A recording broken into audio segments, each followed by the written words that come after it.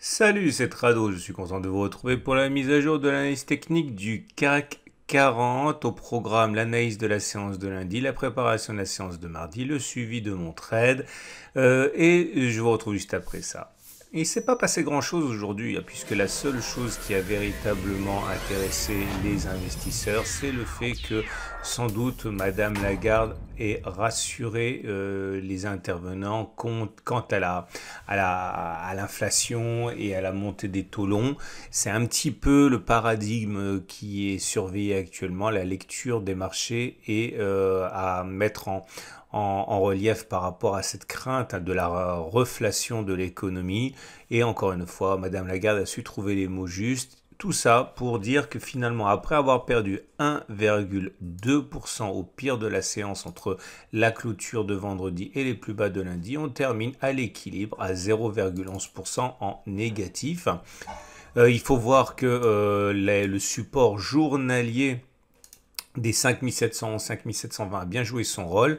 On remarque également que bon, c'est la deuxième fois que ce support joue son rôle. L'attaque baissière du jour a permis aux baissiers de remporter quand même une victoire symbolique, à savoir le comblement du gap ici qui avait été laissé béant, puisque vous voyez, il n'y avait pas de cotation entre le 12 février et le 15 février, enfin entre les plus hauts du 12 février et les plus bas de 15 février. Mais le fait qu'on ait comblé le gap en clôturant néanmoins au-dessus correspond à un message qui est plutôt positif. Si on avait clôturé en dessous de ce gap, c'eût été un autre son de cloche, ce qui n'est pas le cas. En tout cas, ça nous permet au moins de faire un petit peu de ménage sur le graphe. Et comme vous pouvez le voir, il reste encore deux gaps béants laissés ici, que ce soit le gap qui a été ouvert le 5 février ou celui du 2 février. Pour l'instant, aucune raison de penser que les gaps seront rebouchés dans les médias. Il y a effectivement une rumeur selon laquelle les gaps sont toujours bouchés. Non, ils sont souvent bouchés, mais ils ne sont pas toujours bouchés. D'ailleurs, il y a un gap qui est toujours... je fais écho parce qu'on m'a posé la question. Vous voyez, regardez. Il y a un gap ici qui a été ouvert. C'était c'était le 9 novembre. C'était le gap qui a correspondu au vaccin, au premier vaccin qui soit sorti. Vous voyez, ça n'a pas été rebouché. Il y en a d'autres qui n'ont pas été rebouchés. Vous voyez, donc tous les gaps ne sont pas rebouchés. Et on peut même, puisqu'on en parle, remonter très très loin en arrière. Et vous trouverez toujours des gaps qui n'ont pas été rebouchés. Je ne les ai pas matérialisés ici, mais il y a des gaps très anciens qui n'ont absolument pas été rebouchés. Ce n'est pas systématique, même si c'est le cas le plus fréquent. Alors, on a également à considérer le fait que le haut du canal ascendant peut toujours servir d'objectif pour ceux qui envisagent une rotation complète nouvelle. Moi, ce qui m'intéresse actuellement, c'est de bien insister sur le fait que nous avons une résistance ici. Toute cette zone grise est une zone de résistance hebdomadaire.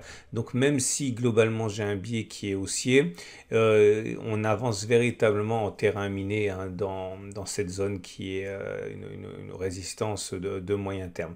J'aimerais également vous montrer les Fibonacci, tout simplement parce que ça vous donne une idée de ce que les traders veulent. Vous voyez, ici, quand on prend toute la distance qui a été parcourue depuis l'impulsion haussière, on voit qu'on n'est pas allé, mais on est presque allé chercher les 23,6% de Fibonacci.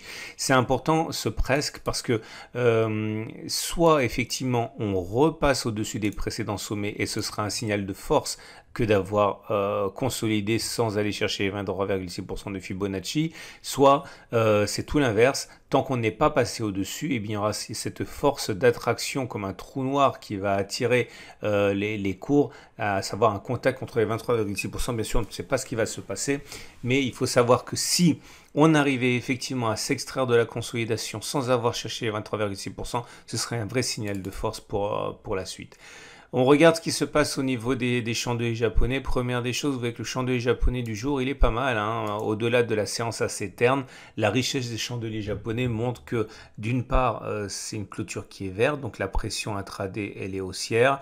On voit que la mèche basse est longue, donc il y a eu un rachat par rapport au plus bas du jour. La mèche haute est limitée, donc on clôture quand même pas très loin des plus hauts du jour. Dans le tiers haussier, c'est une bougie qui est plutôt intéressante, surtout que si on regarde le l'Aiki Nashi, on constate que la bougie du jour n'est pas une bougie négative, hein, c'est une nouvelle bougie d'indécision. Je peux lui conférer en fait hein, les mêmes attributs que les deux bougies précédentes. Vous voyez, une mèche verte ou rouge avec des mèches hautes et basses.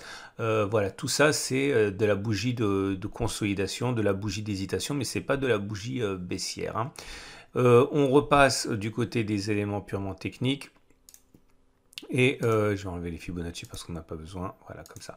Et on passe maintenant aux moyennes mobiles. La moyenne mobile à 20 jours, elle est ascendante, donc la tendance générale est haussière. La moyenne mobile à 7 jours sert de support dynamique, on rebondit dessus, donc la tendance de court terme est également haussière. La moyenne mobile à 50 jours, qui nous donne la tendance de fond est haussière également. La moyenne mobile à 200 jours est bien sûr haussière, donc la tendance de long terme, elle est haussière également.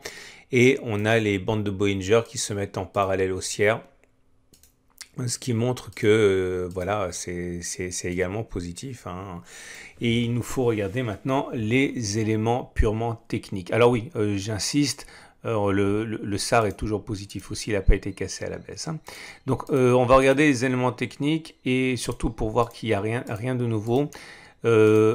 Le RSI est toujours au-dessus de 50, donc c'est haussier. Le momentum est toujours au-dessus de 0, c'est haussier. Le MACD est également haussier car on est au-dessus du signal.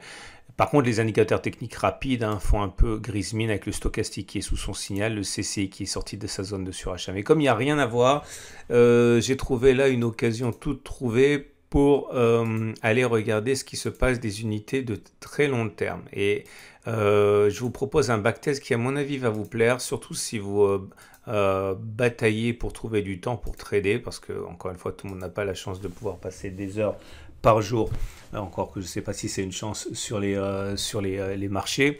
Je vous amène du côté du graphe mensuel et je pense franchement que ça va vous donner des idées.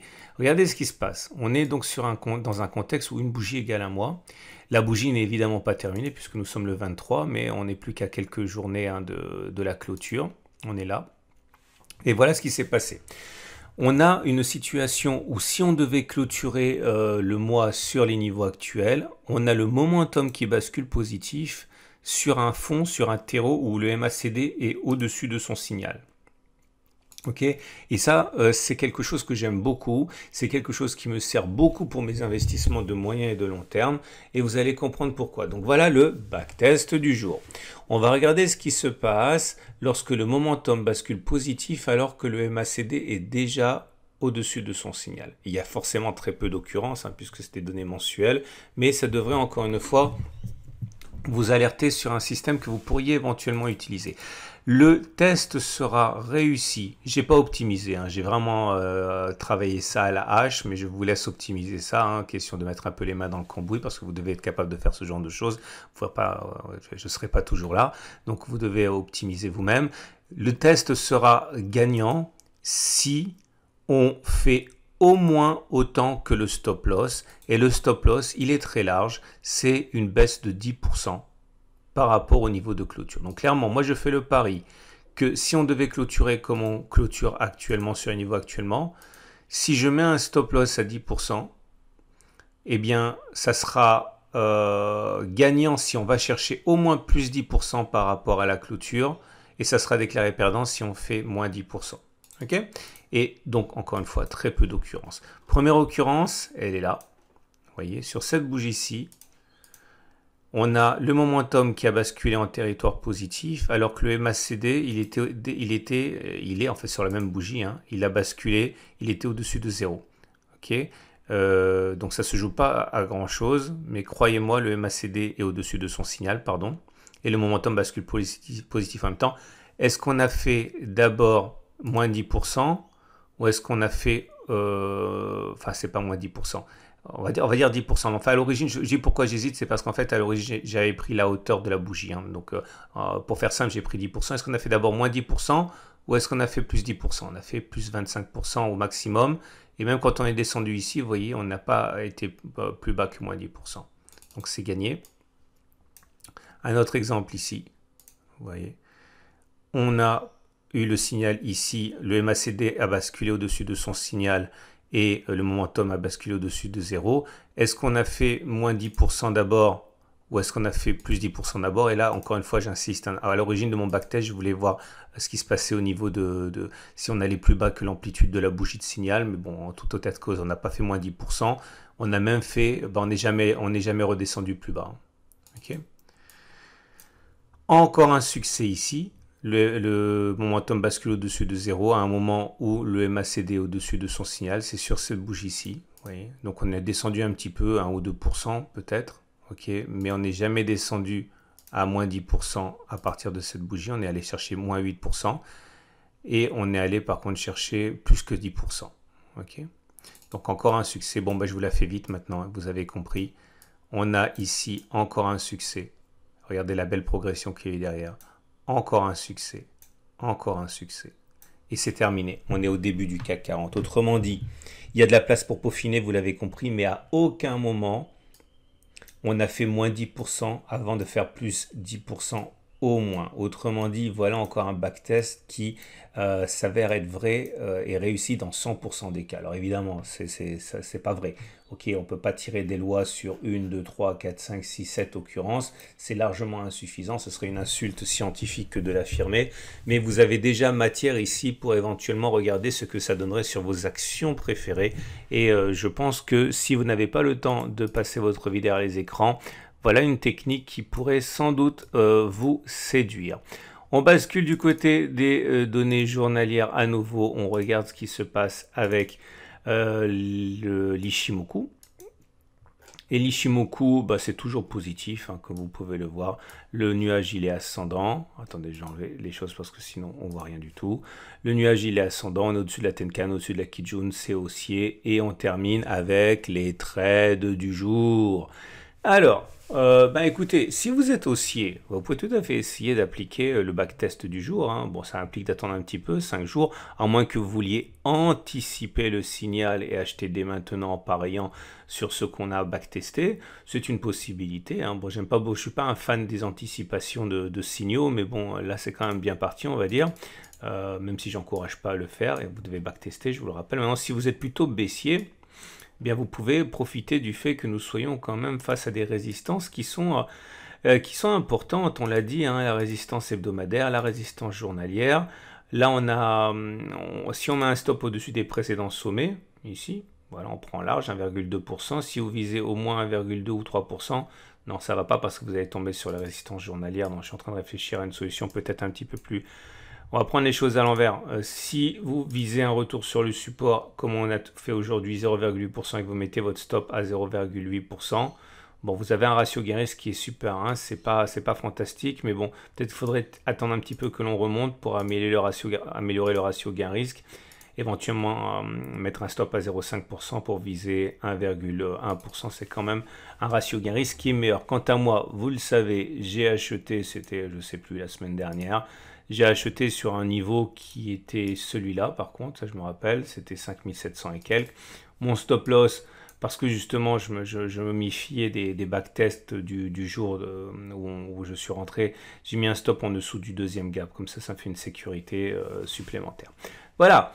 Je vous souhaite une excellente journée. Je vous invite à regarder à la fin de cette vidéo l'analyse technique de moyen terme, l'analyse technique de l'or, la préparation de la semaine de trading sur indice, forex, etc. Et je vous dis à demain pour la mise à jour.